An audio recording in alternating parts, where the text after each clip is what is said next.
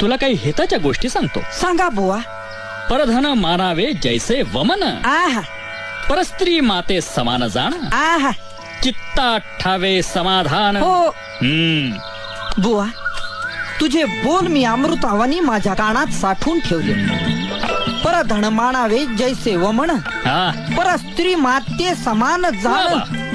समोरून जर ती आली चालून तर धरावे तिचे दोन चरण. हाय ना. ते ठीक आहे. सावळा, आजपासून मी तुझा गुरु आणि तू माझा शिष्य. होय बुवा.